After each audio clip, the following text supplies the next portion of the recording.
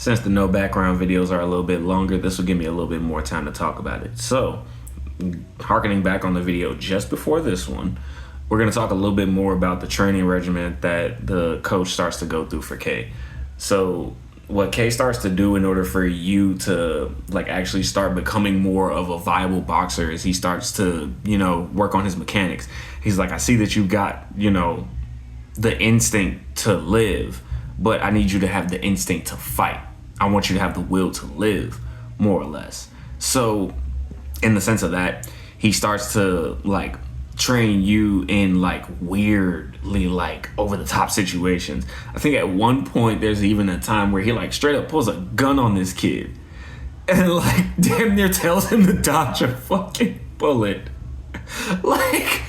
No fucking way. But yeah, he's like, yo, if you really want to live, dodge this bullet. And the kid's staring down the barrel of the gun all right, pull the trigger. And it's at that point he's like, yeah, this kid's got a will to live, but there's something else that I can see in him that I don't think anybody else will. So he continues over and over again to try to bring more food to the kid, but the kid's not really eating. So he starts having a personal assistant help him out. And I'll say this assistant is probably the best thing that happens to him. She ends up getting him she doesn't get him a cat. He finds a cat kind of just sitting out in the open, and he brings it into the house one day, and the coach is like, what's up with that cat? He's like, I just kind of found it somewhere.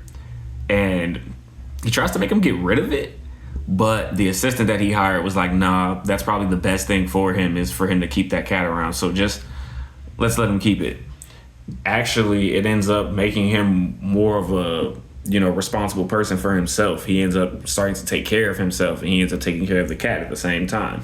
But then when he starts to get around to his first boxing match, this is when we start to learn that Yu has a different way of boxing.